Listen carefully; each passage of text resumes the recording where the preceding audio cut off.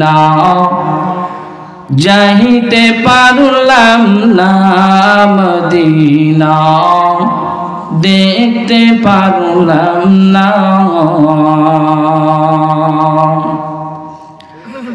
আমি অসহায় তাই এত দূরে রই আমি অসহায় তাই এত দূরে রই শুধু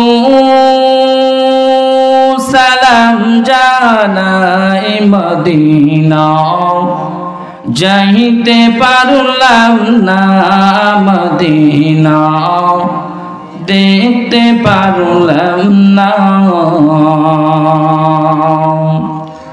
মদিনা নাম কত সুন্দর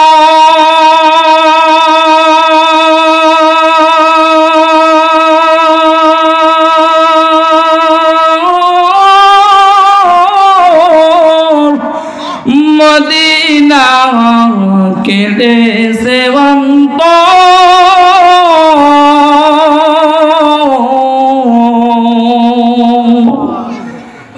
মদিনা নাম কত সুন্দর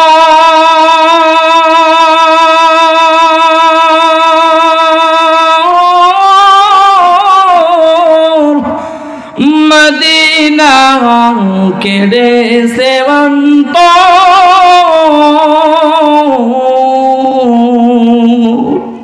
সেই মদিনার পথের দুলি আমি সেই মদিনার পথের দুলি আমি মাখতে পারলাম না মদিনা যাইতে পারলাম না মদিনা দেখতে পারলাম না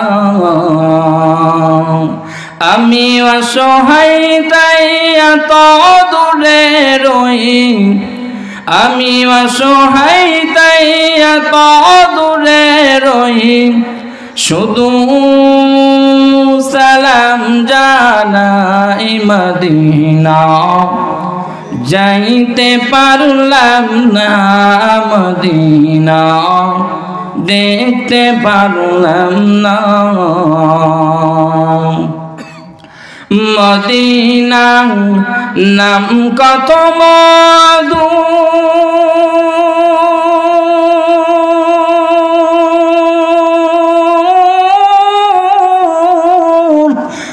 মদিনা আর যে কত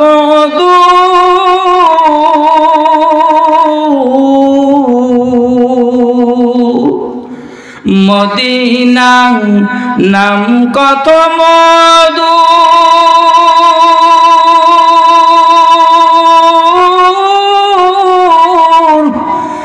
মদিনা আর যে কত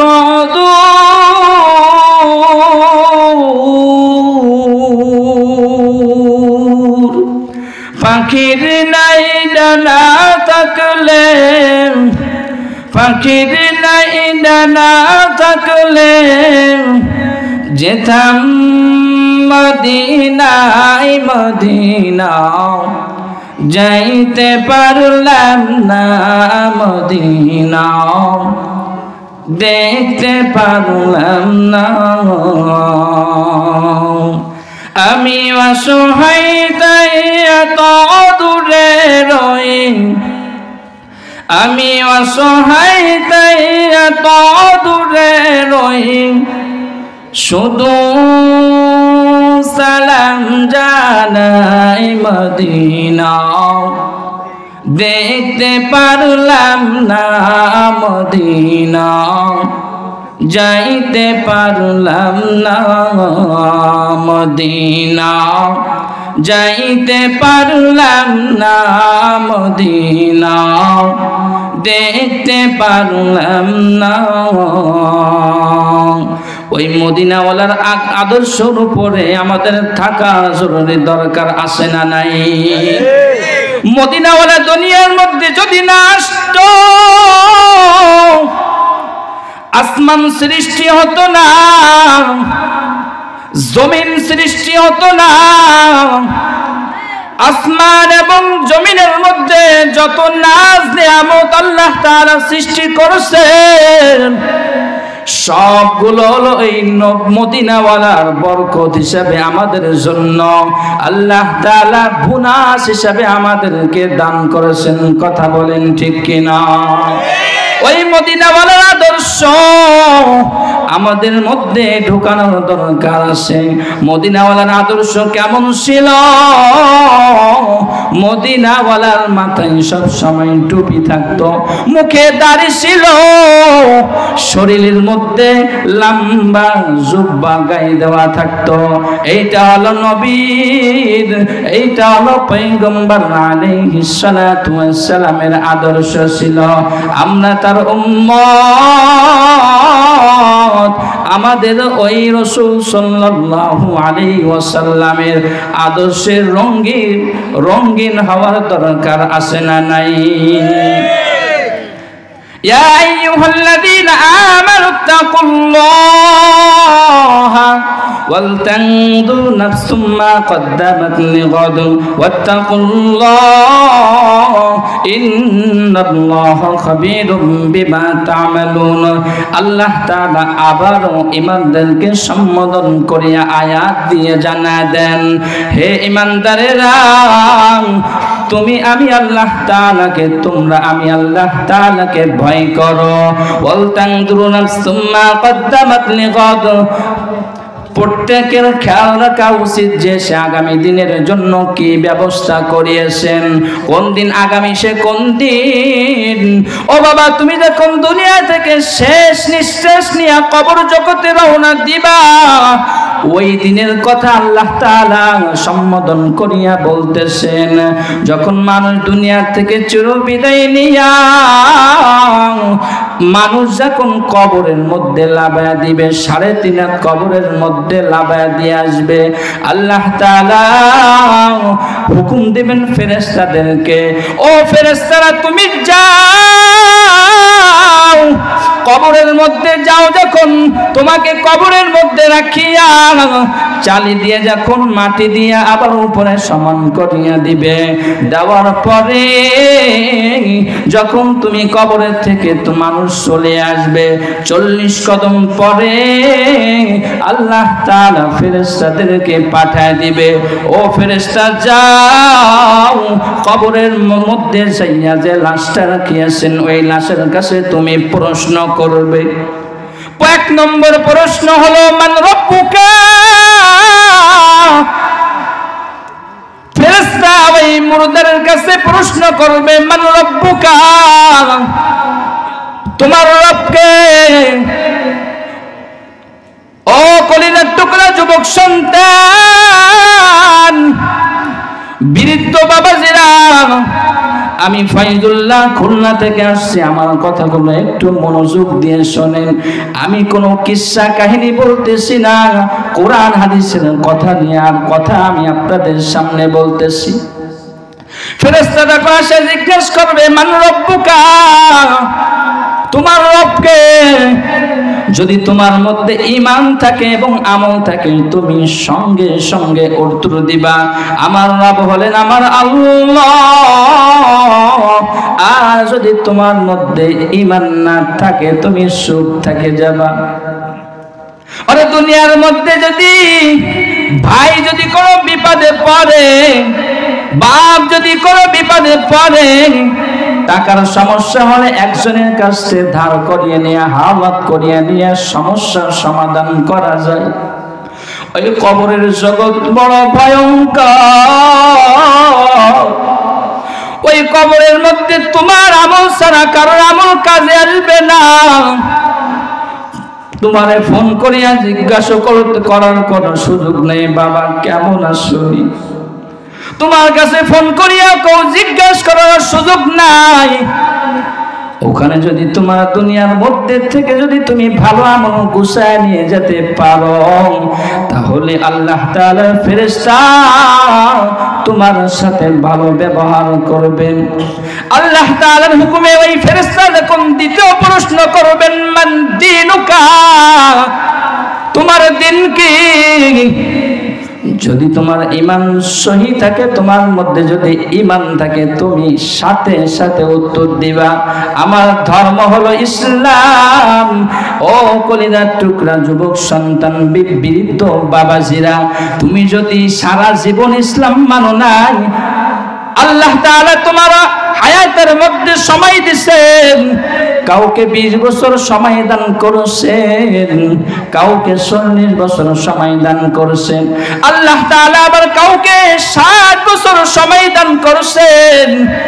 এই সময়ের মধ্যে তুমি তোমার জীবনের সাথে ইসলামেরকে তুমি রঙিন করতে পারোনি, তাহলে তুমি মারা যাওয়ার পরে কিভাবে মানদিনুকা আমার দ্বীনের হলো ইসলাম কিভাবে জবাব দিবা?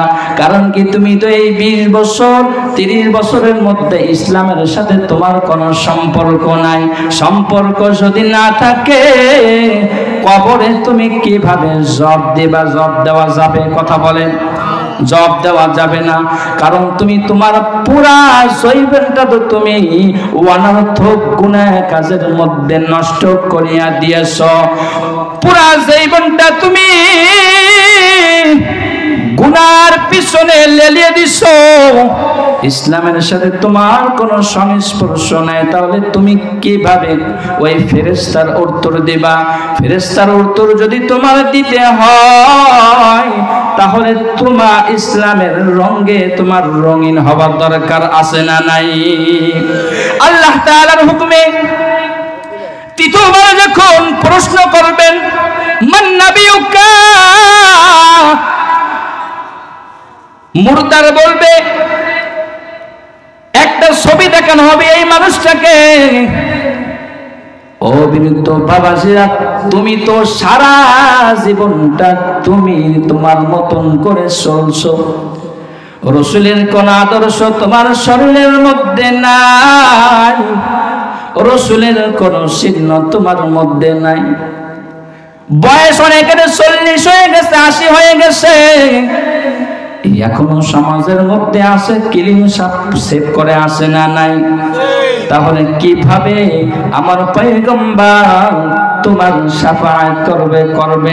করবে না। কারণ তুমি তো পয়গম্বরের আদর্শ অনুযায়ী জীবনকে পরিচালনা করনি।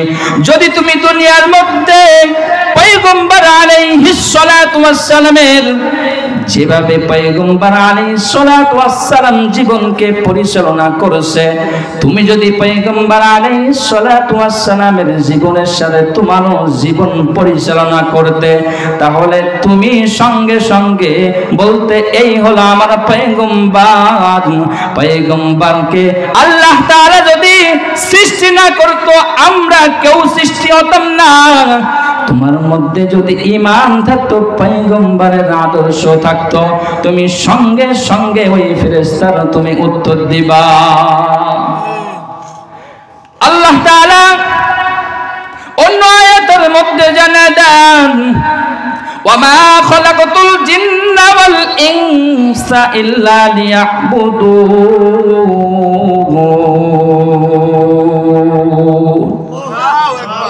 আমি জিন জাতিকে এবং মানব জাতিকে সৃষ্টি করলাম একমাত্র আমি আল্লাহর ইবাদত এবং বন্দেগী করার জন্য।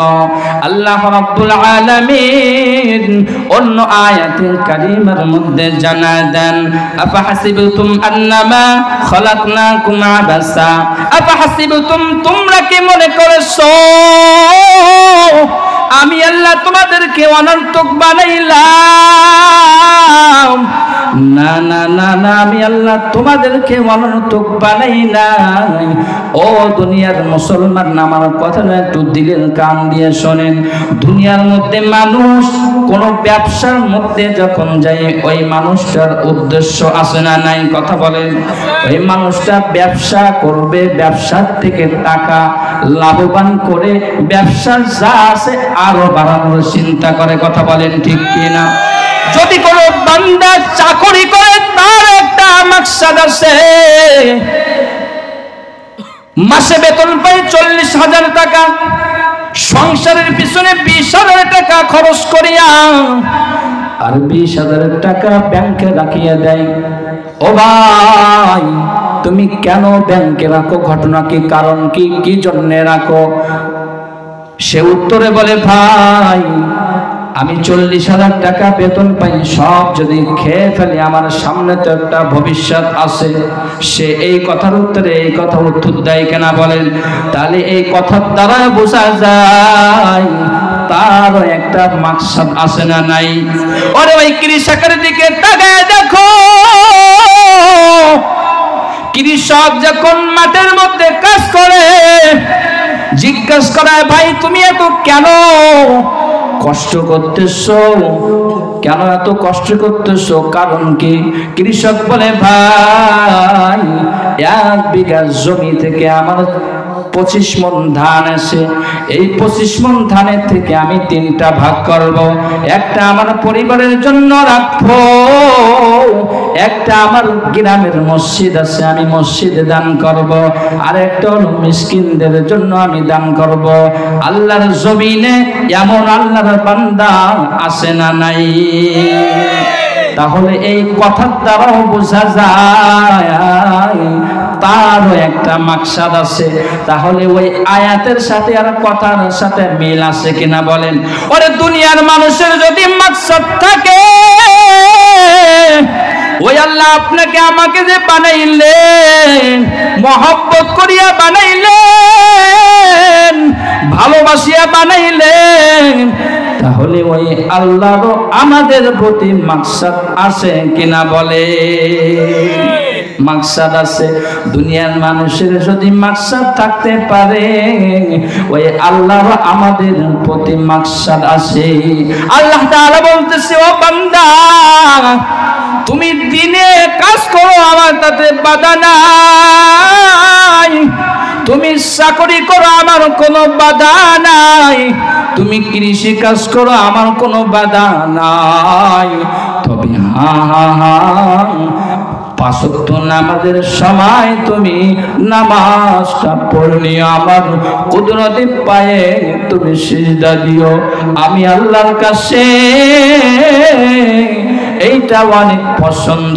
আল্লাহ তাআলা আমাদের কাছে টাকা চাই না, আল্লাহ তাআলা আমাদের কাছে সম্পদ চাই না, আল্লাহ তাআলা আমাদের কাছে চাই আমরা তার কুদরতি পায়ে সিজদা দিই, এটাই তার মাকসাদ। তাহলে আজকের কথাটা বুঝছেন তো? আজকে আলোচনার কোন জায়গায় না আমি দাঁড় করলাম? ইন্নাল্লাযীনা তাকাউ ইন্নাল্লাহা মা'আল্লাযীনা তাকাউ ওয়াল্লাযীনা হুম মুহসিনুন। নিশ্চয় আল্লাহ তাআলা তাদের সাথে আছেন যারা তাকওয়ার উপরে জীবন যাপন করে, ওয়াল্লাযীনা হুম মুহসিনুন, এবং যারা ইহসানের সাথে আমল করে। তাহলে নবীর আদর্শ অনুযায়ী আমাদের আমল করার দরকার আছে না নাই?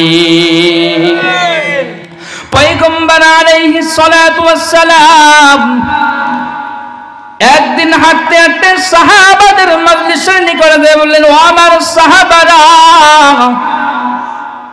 আমি কি তোমাদের কাছে একটা প্রশ্ন করব? সাহাবায়ে কিরাম রাদিয়াল্লাহু তাআলা বললেন, ইয়া পয়গম্বর, জি জি জি আপনি আমাদের কাছে প্রশ্ন করেন। পয়গম্বর আলাইহিস সালাতু ওয়াস সালাম সাহাবায়ে কিরাম রাদিয়াল্লাহু তাআলা ওদেরকে দেখে বলতেছেন, প্রশ্ন করলেন, ও আমার সাহাবীরা, আজকে তোমাদের মধ্যে কে রোজা রেখেছো? সাহাবাদের মধ্যে থেকে আওয়াজ, সে আর কেউ না, আমিরুল মুমিনিন আবু বকর সিদ্দিক রাদিয়াল্লাহু তাআলা আনহু, পয়গম্বরের দোস্ত এবং বন্ধু। বললে, ও পয়গম্বর, হ্যাঁ হ্যাঁ আমি আজকে রোজা রেখেছি। দ্বিতীয়বার পয়গম্বর আলাইহিস সালাতু ওয়াস সালাম প্রশ্ন করলেন, ও আমার সাহাবীরা, তোমরা কি আজকে কেউ জানাজায় শরীক হয়েছো? সাহাবায়ে কেরামদের মধ্যে থেকে আওয়াজ অন্য কোন সাহাবায়ে কেরামের আওয়াজ না, আওয়াজ হলেন হুজুর সাল্লাল্লাহু আলাইহি ওয়াসাল্লামের বন্ধু আবু বকর। বললেন, ইয়া পয়গম্বর, হ্যাঁ হ্যাঁ, আমি আজকে জানাজায় শরীক হয়েছি। তৃতীয়বার আল্লাহ রাসূল সাল্লাল্লাহু আলাইহি ওয়াসাল্লাম জিজ্ঞাসা করলেন, ও আমার সাহাবারা, তোমরা আজকে কেউ মিসকিনদেরকে খানা খাওয়াইছো? সাহাবায়ে কেরামদের মধ্যে থেকে আওয়াজ, সে আর কেউ না,